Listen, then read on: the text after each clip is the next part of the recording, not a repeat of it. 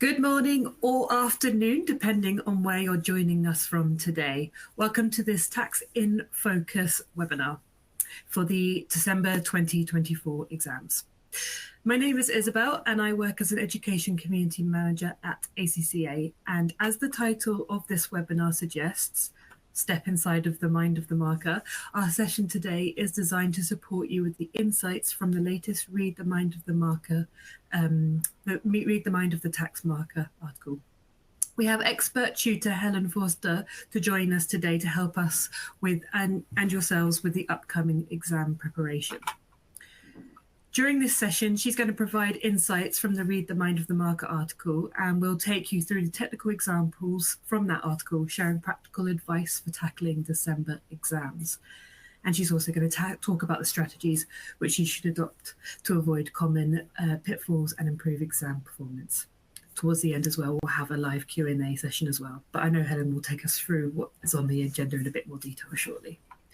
Before I hand over to her, I'm just going to cover a few housekeeping items very quickly. At the bottom of your screen, there are a few buttons that you can use during the session. There's a help icon, which provides resources and information. If you have any technical issues during the webinar, you can go there and hopefully find something to resolve the problem. There are icons as well for both slides and a media player. You'll need both of those during the webinar, so make sure you've selected those. And do get involved in the attendee chat. There's an attendee chat function that allows you to engage with other webinar attendees. But please make sure you don't share any personal details in that chat because anything you post there is visible to everyone. You've also got a resource list, and it looks a bit like a file symbol. If you click on this, you'll be able to access all of the resources relevant to today's webinar, including direct links that will take you straight to them. So do definitely recommend taking a look through those. If you do want to, you can rearrange your screen to suit you and resize the windows if you need to. And if at any point you can't hear what we're saying or you can't see the slides moving on, just refresh your browser as that usually helps. Now, registering for this webinar means you're going to be sent an email with details of how you can watch it again. So do not worry if you miss something. If you join and you have any technical issues, you will be able to re-watch it. I am going to hand over to Helen in just a second, and I'll be with you right at the end of the session as well. If you want to ask ACCA or Helen a question, then please post them in the Q&A section. Please note we can't guarantee responding to everyone directly, either verbally or via web chat, because we do get a large number of queries, but we do hope that the questions we share will be helpful for everyone. So that's enough from me. I am going to hand over to our expert tutor, Helen, to take you through the session today. Thanks, Isabel.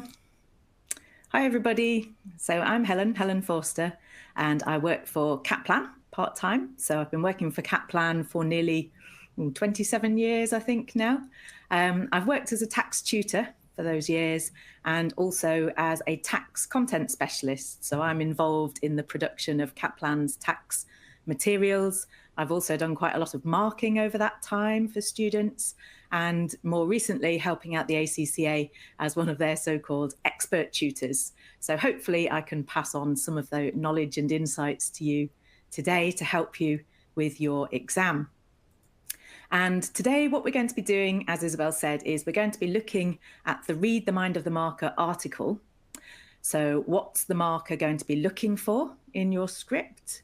How the marks are going to be awarded, and very importantly, common reasons for people losing marks so that hopefully you can avoid doing that in your exam. And in the article, we have a technical example which is based on one of the Section C questions from the June 2024 exam. So I'm going to go through that with you in detail. Hopefully there'll be some useful technical knowledge there as well. And think about some practical advice on what you can do between now and the exam to improve your chances of passing. And if you do have any questions, feel free to type those in the Q&A panel as we go through, but there will be some time for your questions at the end, and I'll answer as many as possible. So first of all then, the Read the Mind of a TX-UK marker article. You'll find a link to this in the resources, so it's worth having a look at the full article after the webinar. And we're going to start off by looking at what the marker is trained to look for in your script.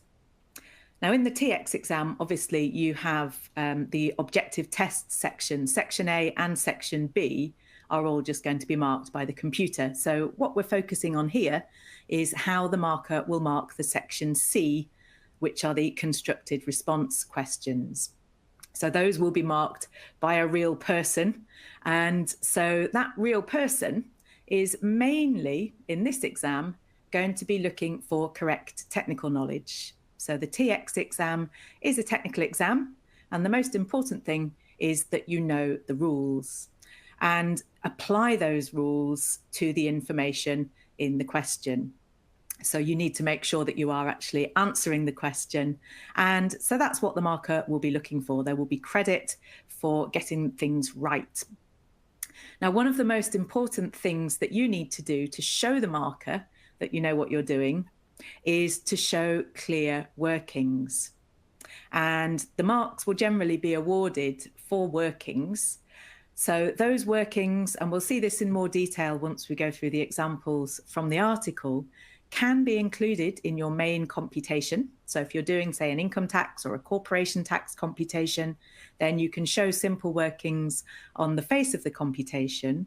And of course, if you've got a spreadsheet response area provided, then you can use formulae to calculate figures in the cells. And the marker can see your workings in the cells. So the marker will be looking inside the cells to see how your figures are calculated. So it's really useful if you show those workings. So instead of just using a calculator, use the formulae, practice using those so that you can actually see how you've calculated the figures. However, it's also very helpful for the marker if you don't do too much in one cell. So, you know, if you've got quite a complicated working, if you are deducting a personal allowance and then working out the tax, let's say at 3 different rates, don't try to do all of that in a single cell. So make the marker's life a little bit easier by breaking down and keeping more complex workings separate. But the marker will be looking for your workings and will be allocating marks to those workings. And in terms of how they award the marks in the TX exam, so the marker will have a marking guide, and if you get something partly correct, then you will score partial marks. So for a complicated calculation, there might be maybe 2 marks available. And if you get that calculation, if you get the end result wrong, they should still be able to award marks for bits that you have got right. So, you know, if you, let's say, forget to time apportion something, then you might still get partial marks. You'll just miss out on the credit for the time apportionment. And one of the things that's very important, you might have come across this already, is that the own figure rule applies in this exam. So what do we mean by the own figure rule? Well, the own figure rule means that if you get part of a computation wrong, but you then use your figure correctly to answer the rest of the computation, you could still get credit for the rest of the computation. So, for example, if you maybe calculate employment income incorrectly, and that then feeds into an income tax computation, if your employment income's wrong, then clearly the calculation of income tax will be wrong as well. But if you've calculated the income tax using the correct method based on your own figure, you could still score full marks for the calculation of the income tax. Okay. So that's where it's really important again that you show your workings so that the marker can actually see that you have used your own figure and applied the correct method to that. Now, be aware as well that there is no negative marking in the exam. So what we mean by no negative marking is that they won't take marks away if you get something wrong, which is good, isn't it? So if you make a mistake, if you're not sure about something, have a go, because if it's not right, then, they might just go, oh, shake their head, but they're not going to take marks away from you. They just won't award you a mark for that point. There are also no penalties for poor spelling or poor grammar, which is good, isn't it? So if you make a mistake with your spelling, then that's not going to lose you any marks. There aren't any sort of presentation or professional marks.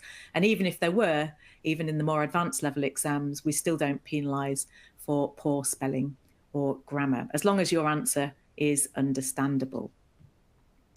Now, some of the most likely reasons for losing marks or not scoring marks in this exam, probably the first two are the key: lack of technical knowledge. So again, as I say, this is a very technical exam. The TX exam is based around your knowledge of the tax rules. And if you don't have enough knowledge, then it's going to be very difficult to pass the exam. And you do need to make sure that you have knowledge of the whole of the tax syllabus. Now, you can't possibly know everything, but the more you know, the more likely you are to pass. So lack of technical knowledge is something that you need to work on, and I'll give you some tips towards the end as to how you can improve that. The other thing is poor time management. So it's very, very important that you allocate your time in the exam and make sure that you do attempt all parts of the exam. So in the TX exam, you've got 3 hours, which means you've got 1.8 minutes per mark. So when you're answering a question, you need to make sure that you allow enough time. So particularly for the Section C questions, so if it's a 10-mark question, one that I can do in my head, then you've got 18 minutes that you should allocate to that. And once those 18 minutes are over, then you should stop and move on to the next question. You only need 50% to pass, and you should hopefully be able to get 50% of the marks in that time. So poor time management, and particularly the worst thing you can do, I've had students come out of the exam and say, oh, I messed up my time, I missed out a whole question. And that's a sure way to reduce your chances of passing. So make sure that you allocate your time and stick to it. And that's something that you can practice as well before the exam. So time management, and also not answering the requirement. Now, that's really dangerous. If you've been practicing questions and you see a question in the real exam that looks quite similar, and lots of the questions in TX will look quite similar. So there's only a certain number of ways they can test an income tax computation, for example. But you need to read the requirement and make sure that you are answering the requirement for this question and not perhaps a requirement for a similar question, or maybe even a requirement that you would rather have seen. So you will only get credit for actually answering the question that has been set. And if you do something that's extra, great, but you won't score any marks for that. So if the question asks you to calculate, let's say, taxable income, then there won't be marks for then working out the income tax on that income if the requirement didn't say so. So answer the requirement, make sure that you read very carefully, and particularly look for any notes and instructions. So those will often be underneath the requirement, and there will be an instruction that perhaps says, do not recalculate the income tax figure that's been given. And so follow that instruction. There's no point in recalculating it. All you'll do is waste time. And as we'll see when we go through the example from the article, very commonly the notes will tell you to produce your answer in a particular way. So starting with a particular figure, for example. And if it says to do that, then make sure that you do that, because that will then give you credit. If it says to show all adjustments with a 0 for anything that doesn't require an adjustment, then there will be credit if you have done that. So that's a common reason for losing marks, is not answering the question, not following the instructions. Lack of workings. If the marker can't tell how you've calculated a figure, then if that figure's not right, they cannot give you any marks for it. So as I've said, they can see inside the cells. If you've got workings in a cell, then they will look at those. But make life easy. Show basic workings in the cells, but anything more complicated, it's a good idea to show how you've calculated that. So, maybe just write out a working in a bracket as well, particularly just in case you make a mistake using a formula. Another common complaint, if you like, from the marking and the examining teams is that it's quite difficult sometimes to see whether things are being added or deducted.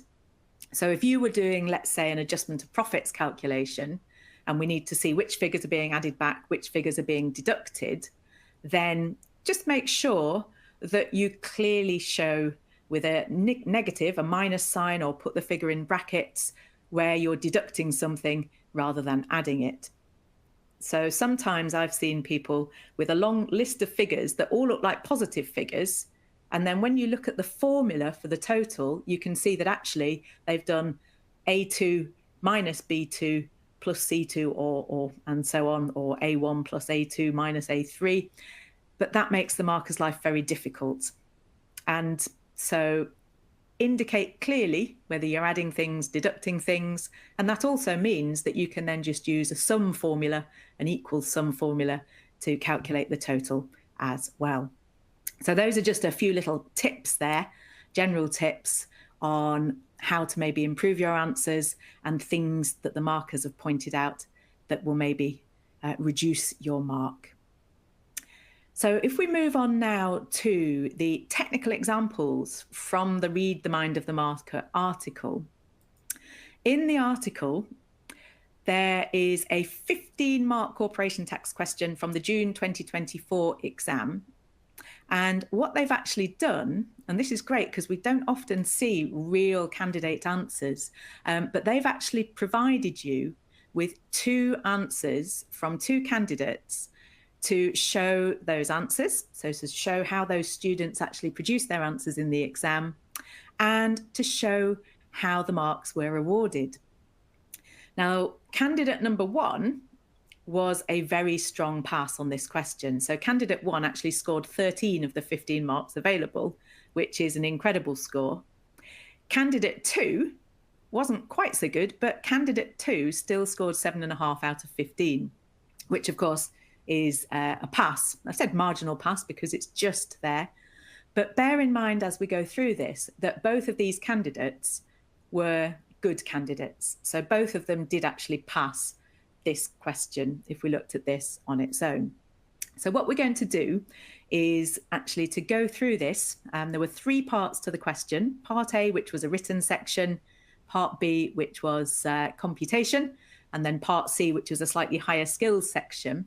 So I'll go through this and we'll look at each part of the question, look at the answers, and look at how those marks were awarded. So the first part of the question was just a little 2-mark section to identify a company, Deimos Limited's accounting periods throughout a period from the 1st of May 2022 to the 29th of February 2024. So they just wanted dates for the accounting periods. And there was a little bit of information in the question. And you can have a look through the detail afterwards. But basically, this was a company that was ceasing to trade. And we had some financial statements for a 17-month period. And then after that, the company was eventually wound up. That's the bit you might not have been too sure about. And the marking team said that a good answer to this requirement would have identified that there were in fact 3 accounting periods and set out the dates for each of them. So that's all they were looking for here. And the model answer was very, very brief. And this was all you needed to do to score full marks. So they just wanted the dates for the accounting periods. And if you remember, where a company prepares accounts for more than 12 months, this company had a 17-month accounting period. So that has to be split. We take the first 12 months and then we take the balance. Make sure that you give the dates if you're asked to set out dates. And then the bit that you might not have been so sure about is that once the company was then wound up, we had a final accounting period through till the date that the company then ceased to exist. Now, candidate 1 actually set this out very nicely. So they said accounting period 1, first 12 months, and gave the dates. So that scored them 1 mark. And then they had the 5-month period, which scored them a half mark. And how could this answer have been improved? So in terms of presentation, that was perfect. That was really good. How could they improve it? Well, they missed out the 3rd accounting period. So all they did was they got the long accounting period, but they missed the final period until the date that the company was eventually wound up, which is not surprising because that's not something that perhaps many people knew anyway. The second candidate scored 1 out of 2, and they got a bit confused here. So it's really important that you remember the differences between sole traders and companies. So for companies, we pay tax based on the accounting period, which is usually just the period that the company prepares its accounts for, but that can't be more than 12 months long. For sole traders, that's where we work out the tax based around tax years. And this candidate got a little bit mixed up between the two. They got the dates for the first 12 months correct, but then they went from the 6th of April until the end of September, which of course is completely incorrect. Nicely set out. So it was a lack of technical knowledge, which then meant that they didn't score more than 1 mark. So it was a little bit muddled. They got a bit confused about companies and unincorporated businesses. So that was the first little written section. The second part of this question was a calculation of taxable total profits for the company, for a different company, for Elara Limited. And this one is a good example of where we have a requirement with some instructions in a note. So as I said, you need to make sure that you read very carefully and follow any instructions that you're given. So this is a fairly typical one. It tells you to start with the operating profit figure, list all of the items referred to in the scenario, indicating with the use of 0 anything which does not require adjustment. 9 marks in total for this section. And a good answer, the marking team said, would be set out clearly, showing any relevant workings, listing all of the items in the question to show the adjustments required. And if we have a look at the information that was provided for that question, so this is what you actually had in that question in the exam. You had a summarized statement of profit or loss with an operating profit figure, and that's the figure that they want you to start from. Now, one thing that is very easy to miss here is that this is not just about working out the adjusted trading profit. The question is to calculate taxable total profits.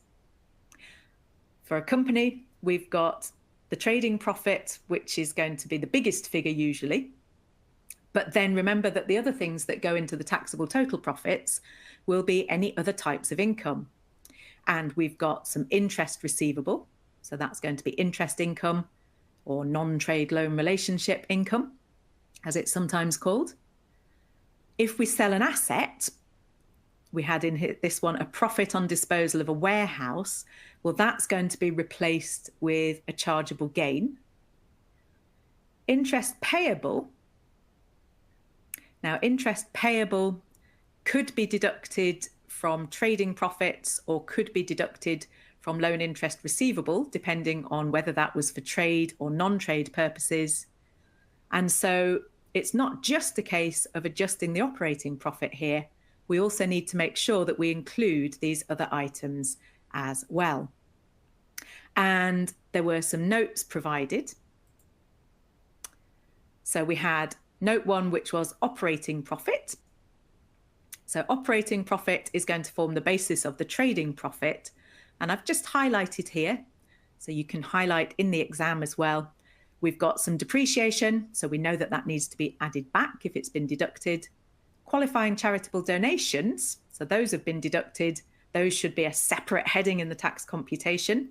So if you think we'd have to add those back and then deduct those later. And then slightly trickier, we have some lease costs for a car which has high emissions. So lease costs for a car with emissions of more than 50 grams per kilometre are going to be partly disallowed. We've got some client entertaining. So client entertaining is not allowed. Those have all been deducted. So anything that's been deducted that's not allowed will need to be added back. And we also had some gifts. Now the gifts, in fact, cost less than £50. They've got the advert for the company. They're calendars, so they're not food or drink. So those would actually be allowable. So you need to make sure in the answer that all of those things are listed and you show clearly the adjustment that you're going to make. Now, the loan interest receivable is for non-trading purposes, so that's going to be shown separately as interest income. Now, that's not included in the operating profit. The operating profit includes the bits I've highlighted there in yellow, but it doesn't include that figure. So that's going to be a separate line in the taxable total profits. And then the profit on disposal of the warehouse, this was quite tricky. You need to work out the chargeable gain. And in this one, they've given you the proceeds, they've given the indexed cost, but the twist is that the company has made a rollover relief claim. So you need to make sure that you learn the rules for rollover relief. So that's the only capital gains relief that companies can claim. And so it says that the company has made a claim to roll over the gain. However, they've only spent part of the proceeds on a new asset. So that was quite tricky. We actually had rollover relief with partial reinvestment, which means that part of the gain is going to become chargeable straight away. So that's what you needed to identify for that section. Note 4 was about the interest payable. Now, the interest payable was on a loan to buy plant and machinery. And if you borrow money to buy plant and machinery, then that is for trading purposes. So the interest payable is a trading deduction. And that will be on the accruals basis. So the amount that relates to the period can be deducted from the trading profits. Hasn't been deducted already, so we need to make sure that that's done. And as usual for these questions, we have capital allowances. So remember that capital allowances as well are what we deduct instead of depreciation.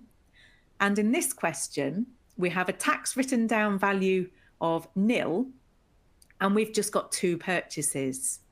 So you could actually take a shortcut rather than doing a full capital allowances computation. And there's a long life asset purchased, which will qualify for the annual investment allowance. There's a car with emissions of 25 grams. So you remember to use the tax tables in the exam, and that will qualify for a writing down allowance of 18%. So fairly simple capital allowances in this one because there's quite a lot else to do as well. Now, the model answer, this is the model answer, is very, very brief. So it starts with the operating profit. It's got all of those items listed out. So all of the adjustments to the trading profits. And for this one, you'll notice that the capital allowances, for example, are literally just shown there on the face of the computation. So we have a working in a bracket, nice and clear, AIA 100% times 220,000, WDA 18% times 30,000. And that is all that you needed to do to score the 2 marks available for capital allowances. So then we've got the interest receivable, the chargeable gain, just with a very simple working on the face of the computation, qualifying charitable donations deducted to get the taxable total profits. And if the answer says to calculate, then you need to make sure that you use headings so that we can see what you're calculating, use labels, but you don't need to provide explanations. So for example, the gifts of calendars, the adjustment is 0. That's an allowable expense. We don't need to add it back, but you don't need to say why that is. If the question asks you to explain, then you would need to give a little bit more detail, a bit more explanation as well. But that was really all that they were looking for here. Very, very brief answer. And if we now look at our 2 candidates, so candidate 1 and candidate 2, and see how they got on with this. Candidate 1 scored 7.5 out of the 9 marks available. So that's a really good answer. And candidate 1 has set this out. So you were given a spreadsheet response area, and they've set this out beautifully. It's nice and clear, so we can see exactly what they're adding, what they're deducting. And they have actually used some separate workings. So we can see capital allowances, and we've got a W1 in brackets. That's brilliant. So then the marks are given in working 1. And then we've got a separate working for the gain, where we had the rollover relief as well. So nice and neatly set out. We've got negative figures shown clearly with a minus sign. That's really good. And we can see exactly what they're adding back and exactly what they're deducting. So the marks that were allocated for this, per the marking guide, there was a half mark for most of these adjustments, where it was a case of simply adding or deducting something or showing it as 0. So the depreciation, the QCD, which was added back. They missed the lease of the car. So they thought the lease costs were allowable, but actually that was wrong. Client entertainment, we get a half mark. The gifts, they haven't made any adjustment. That gets a half. And then we've got further down the interest receivable for 1 mark for bringing that in as part of the total profits. And in their workings, this student used a full capital allowances working, which is great, very, very clear. As we saw in the model answer, they could have taken some shortcuts, but it doesn't hurt. It just takes a bit longer, obviously. But I would usually recommend that you use a capital allowances pro forma to work out the allowances, and they've scored the full 2 marks for the AIA and the WDA here. So they provided a nice working. You'll notice it's nicely labelled, so I can tell exactly what they're calculating here. So that's really good. And then they did a separate working for the gain. So they worked out the gain, and they identified that because only part of the proceeds were reinvested, part of the gain was chargeable straight away. And there was a mark and a half for that. So they actually scored the full 1.5 marks. And if you had maybe made a mistake there, so if you didn't quite get the partial reinvestment correct, then you probably would have scored some of those marks. So this student got full marks for that. Interest payable is deducted on the accruals basis, so they scored a mark for that £900. So the only things that they missed were the lease of the car, so they didn't get that adjustment correct, and they also didn't take the QCDs off the taxable total profits at the end. So they added it back, but they didn't bring it back in lower down. So that was a really good answer. How could it be improved? Well, basically, it was just those technical points. They made really good use of the spreadsheet, clear workings, clear explanations throughout. So in terms of the presentation of the answer, that was absolutely spot on. The only thing that they missed was a couple of the technical points. Candidate 2 didn't do quite so well, but did score 5.5 of the 9 marks available. So if you look at how they prepared their answer, again, they followed the instructions. They started with the operating profit. This candidate did actually get the mark for the lease costs. 15% would be disallowed because it was a high emissions car. So you do just need to learn that. They missed out on the entertaining clients. They thought that was allowed. Now, of course, entertaining of staff is allowed, but any other entertaining is disallowed. And then they didn't do anything with the chargeable gain. So they've said that there would be no adjustment for the disposal of the freehold warehouse reinvested. So maybe they thought the whole gain was rolled over. And they again did a separate working for the capital allowances. And they scored the full 2 marks there. But that was the end of their answer. So the marks that they missed out on, they didn't bring the interest receivable in as interest income.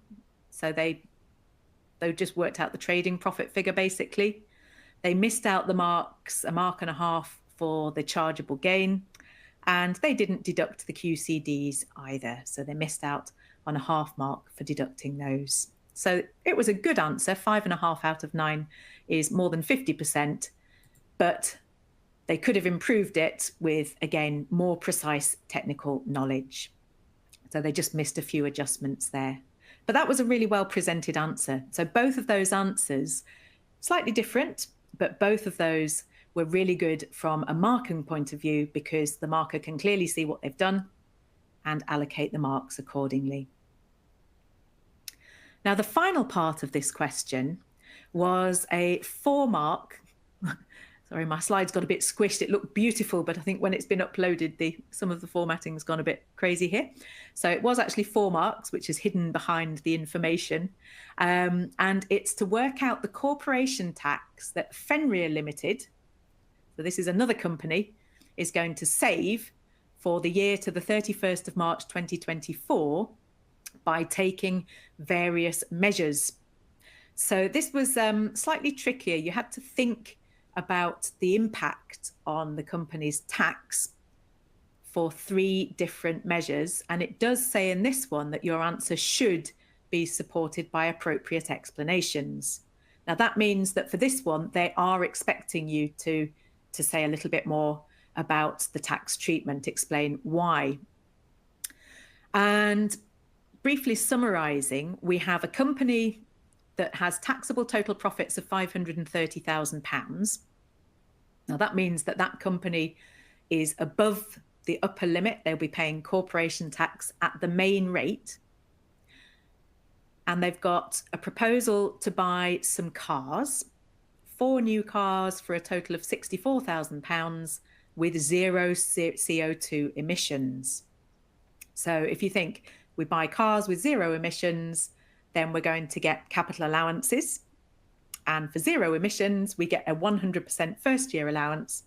So that will be deducted. That will reduce their trading profits, and that will then reduce their tax. So if we reduce their taxable profits, that will save tax, and it will save tax at the main rate of 25%, because that's the rate that this company is paying. They're also going to pay a dividend. Now, dividends are not deductible. Dividends come from profits after tax. Question is, how much corporation tax will they save? Well, the answer there is nothing. So that will be coming from the profits after the tax has been calculated. The final thing they're going to do is to pay some rent for the 6 months period. Watch out for any dates in the questions, from the 1st of April to the 30th of September, and they're paying that rent in advance. So they think that by paying rent in advance before the end of this year, they can actually save some tax. So that's slightly trickier, but rent is deducted on the accruals basis for companies, which means that if it relates to next year, unfortunately, it's not going to save any tax this year. And a good example of an answer would have identified and explained, we were told, the tax impact of each of these 3 measures and worked out the tax saving. The model answer is actually, as we'll see, quite different from the answers that our 2 candidates produced. So what they wanted you to do was really just to write, and write with a few little simple numbers. We have the expenditure on the cars, which is going to reduce the corporation tax 25% times the amount spent, because they qualify for the 100% first year allowance. 2 marks for that. We had 1 mark for the dividend. It won't save any tax. It comes from profits after tax. And 1 mark for the rent, which is on the accruals basis, so it won't be deducted until next year. Now, our candidates did actually set this out quite differently. So candidate 1 scored full marks, but theirs doesn't look quite the same as the model answer. So what they did was they started with the forecast profit and then just showed the adjustments for those 3 things. So the cars will be deducted, no adjustments for the other 2, and then they worked out the corporation tax before and after and showed the corporation tax saving. So that was fine, different way of presenting it.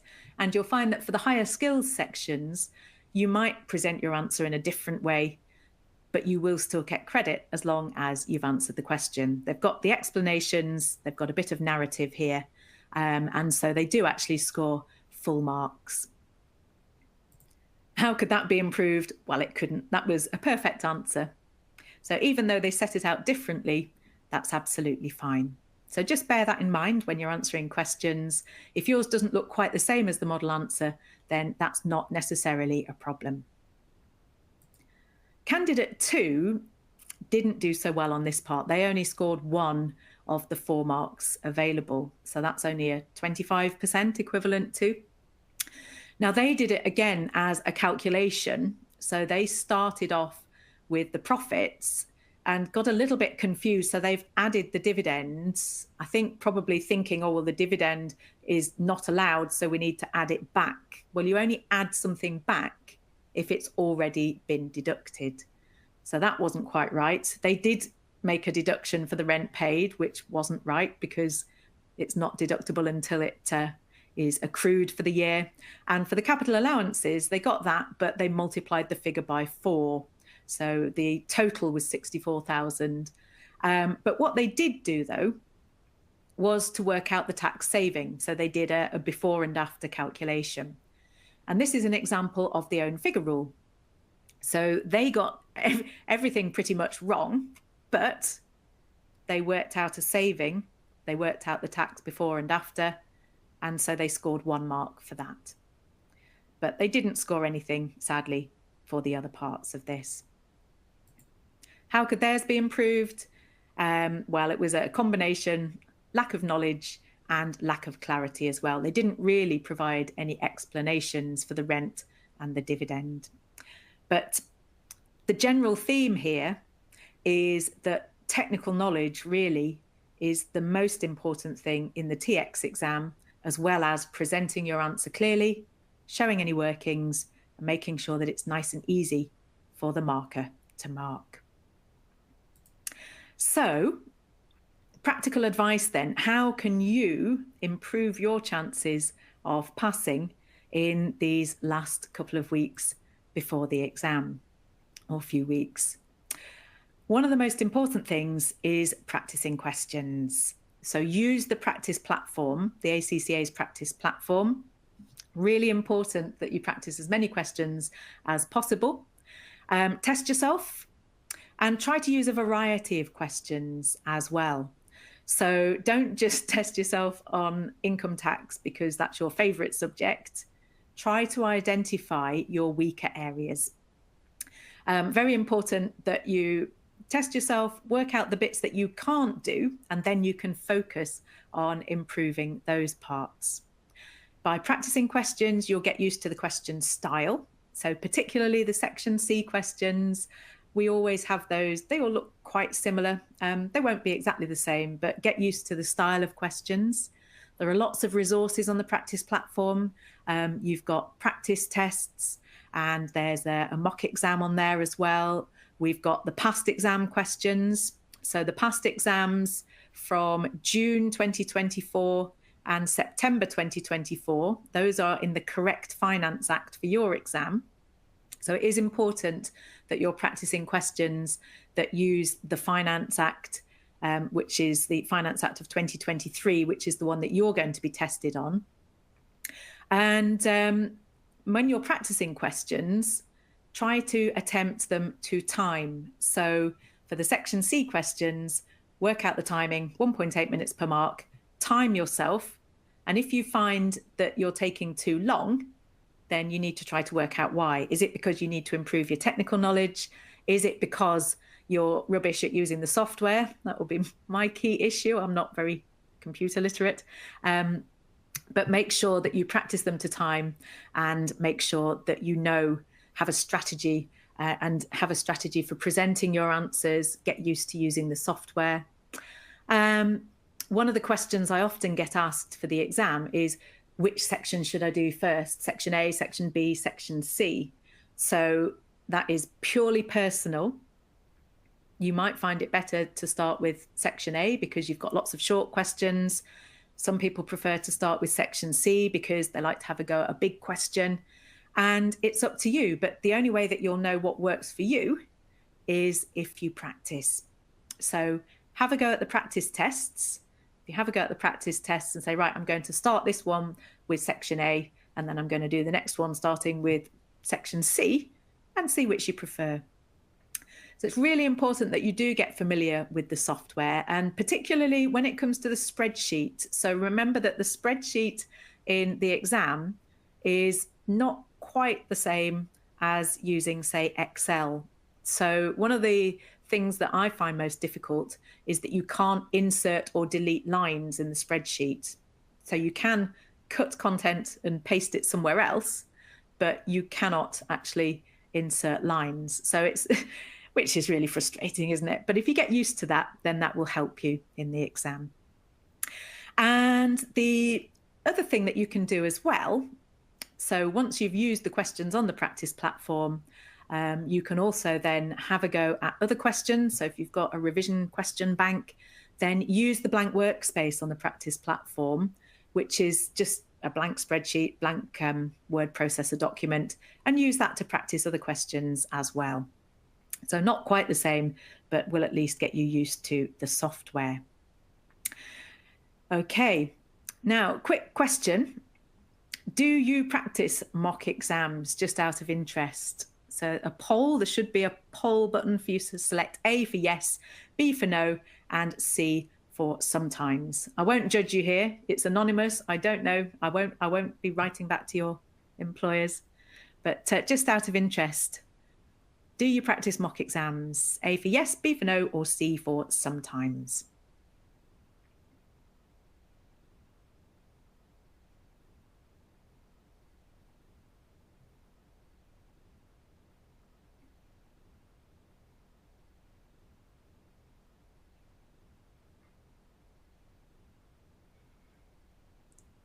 A few more replies coming in.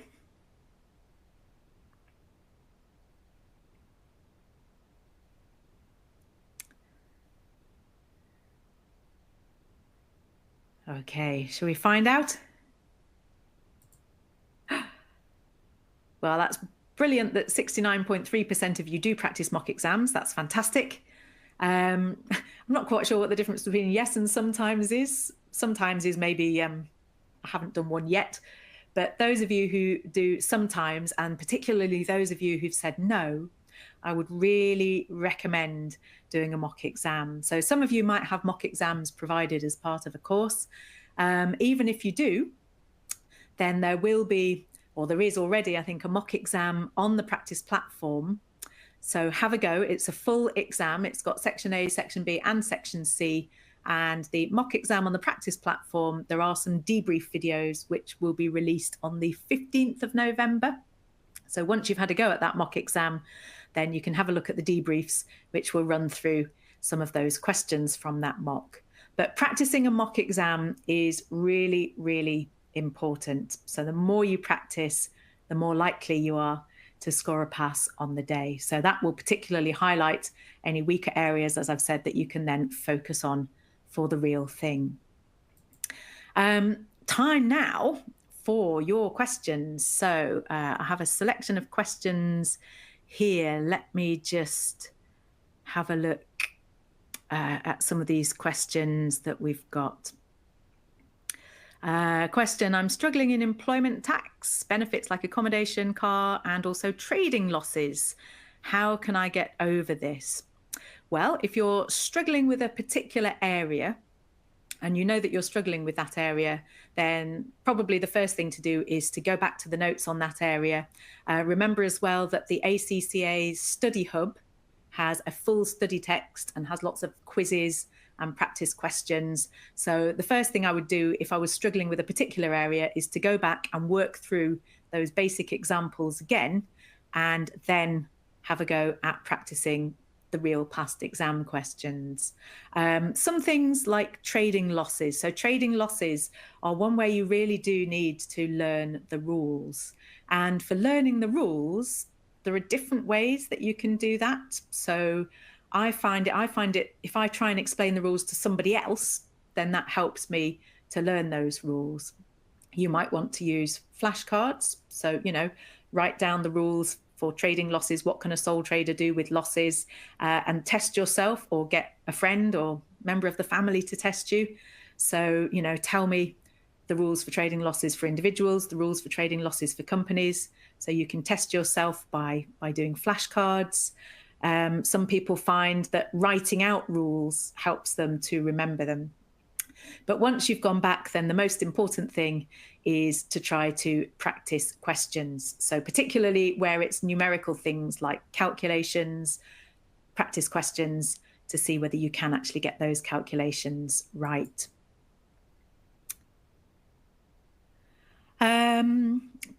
Another question here about employment income. So this is about beneficial loans. So for employment income, if it's not mentioned, then which do we follow, the strict or the average method?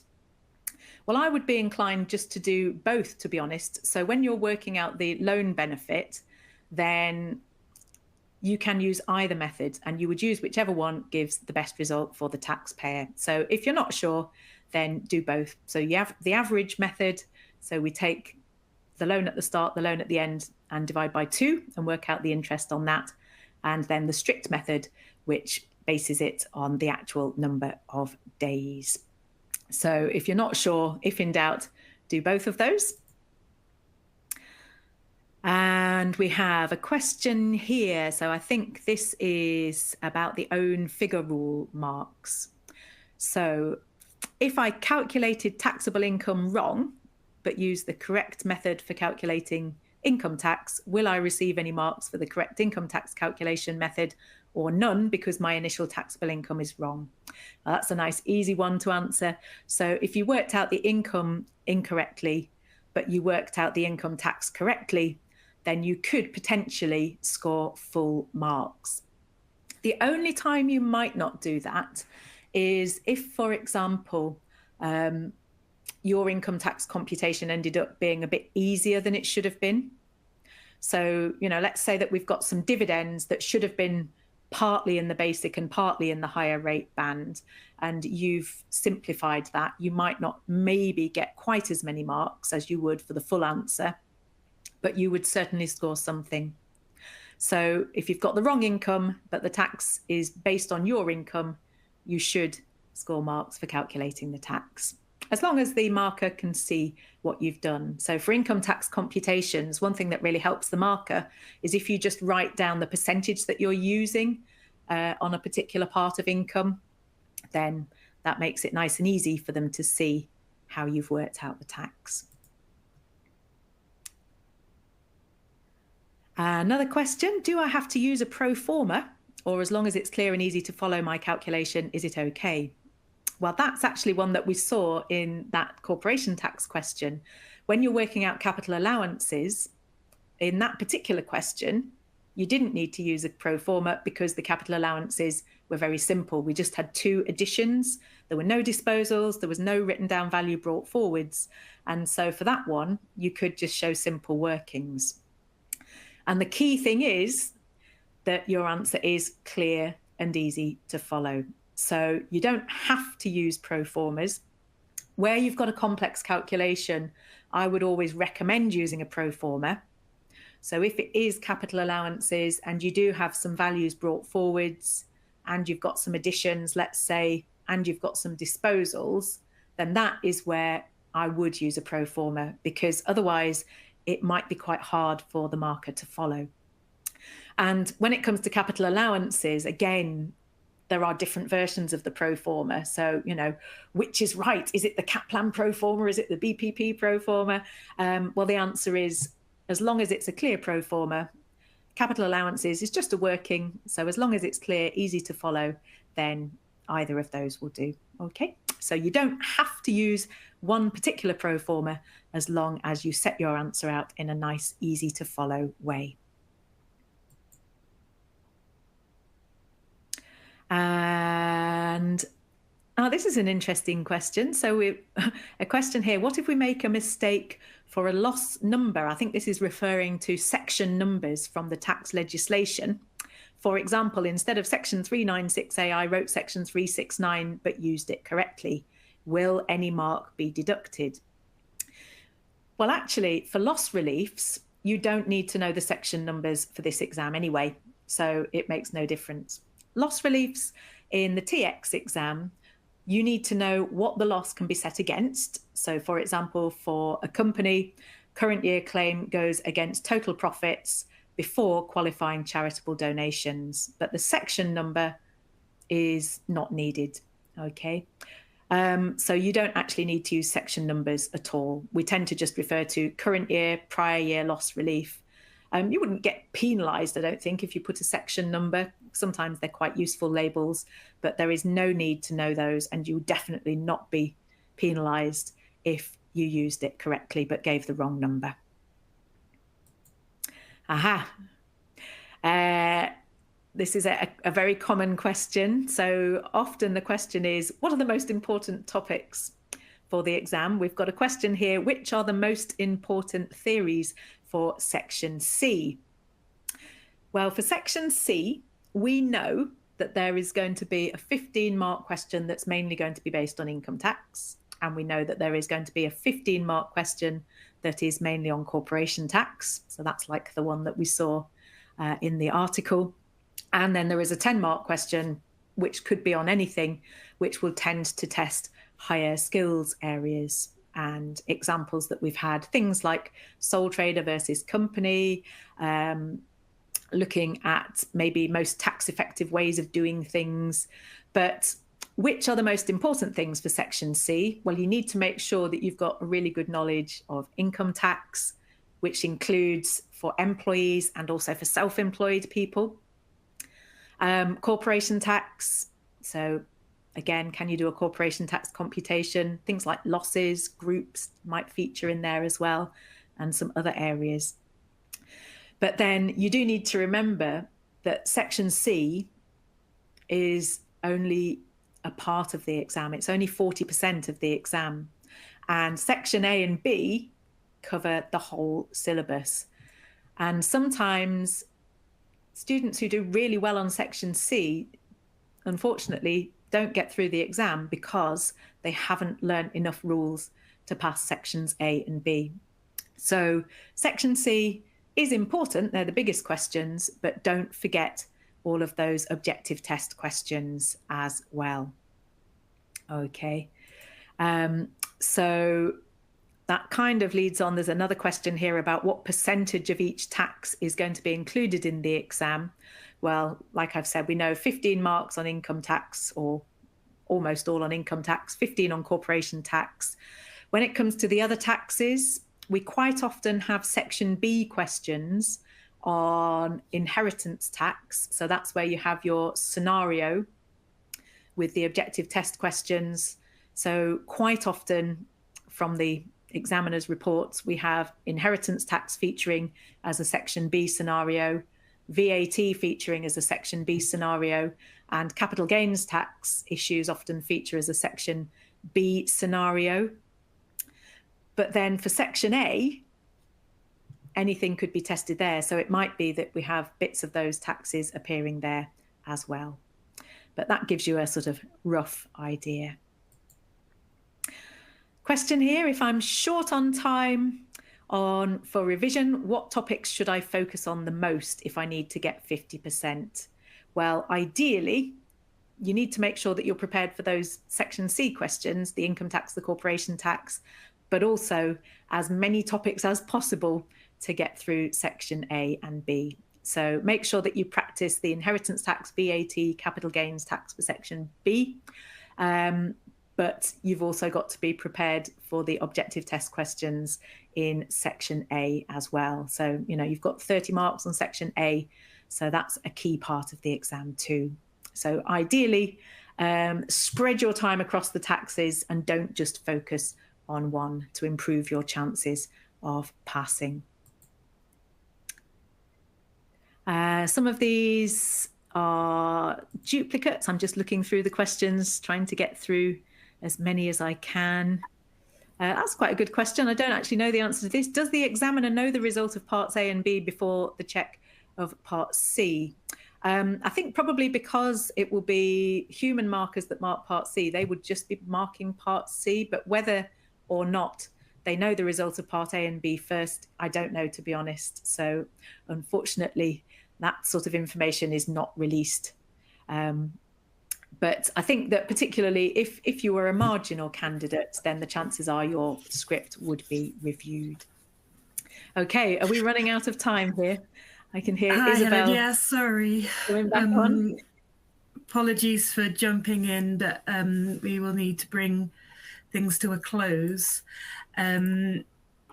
So thank you so much, Helen. I think today's session's been really useful, and I hope that everyone on the webinar agrees. I think it's worth just noting that we do have some important resources in the resource section of the webinar, so definitely check those out. We have links for the PDF of the slides, the information about the pre-December 2024 mock and debrief support, the latest examiner reports, the links to the Read the Mind of the Market articles, and links to the ACCA Study Hub and Student Resources YouTube channel.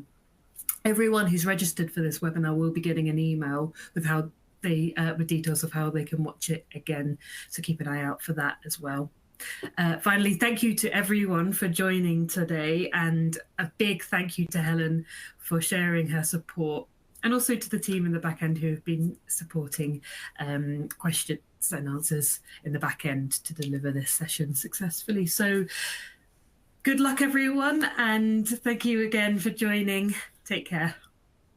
Thank you very much. Good luck.